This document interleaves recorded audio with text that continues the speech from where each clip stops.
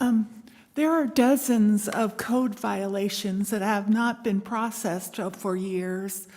I know the city's log probably better than they do.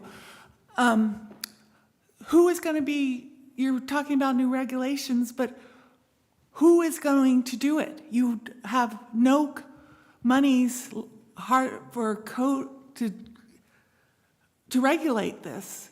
And food trucks, okay, we get it, food trucks gets a city permit and all this.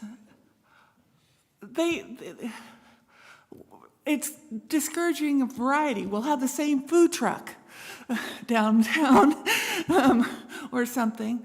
But also, and how are you going to regulate home businesses? Are you going to do like you did with George and have neighbors put videos over their fence to show habitation? Or so you're going to, this time you're going to show people coming back, 12 people, whether 12 or 13 people went to the home business? This is totally off center of anything you should be doing or thinking about. You need to be doing the basics of making sure code enforcement and the municipal code is fair. And it's also ripe for discrimination, this whole thing, that you could have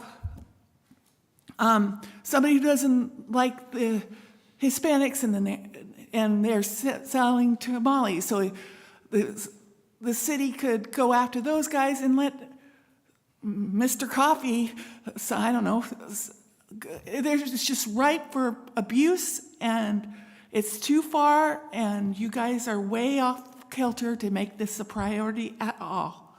Thank you. Thank you. Anybody else? Mr. Barich. Pardon?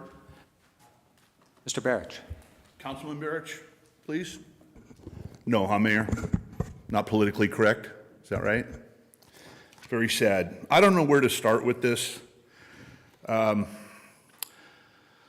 So many thoughts going through my mind about this report. First thing that comes to mind is, of course, you can violate state law and constitutional law if you write ordinances that are too restrictive.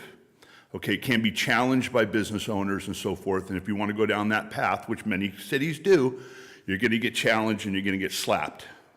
I've operated a home-based business since year 2000. Even though the code enforcement team can't seem to find my applications, my business history, my business has, as a licensed contractor, has been the epitome of maintaining small town charm. There's no indication I run a business out of my home. And I've paid maybe a couple $100,000 in sales taxes to the state of California and the city of Cotati over the years. But what's happened is the code enforcement team, if you want to even call it that, or circus, they don't know what they're doing.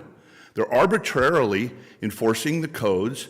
They're using their office as a political weapon, as I warned the city council the night that Mr. Smith was hired, that this was a risk to eliminate criticism on the council, to eliminate inclusion and other points of view, that they would use their office as a weapon, and that's just what they've done.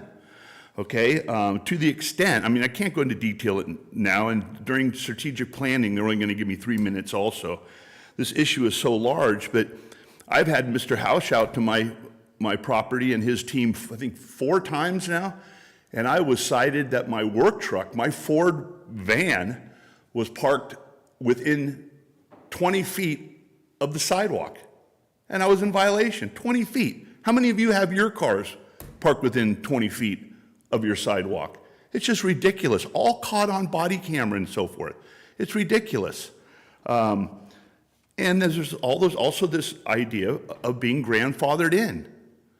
Okay, I am not bound by the 2004 zoning code. I was the only citizen in all the zoning workshops and went through every code. I think Ms. Harvey was here too.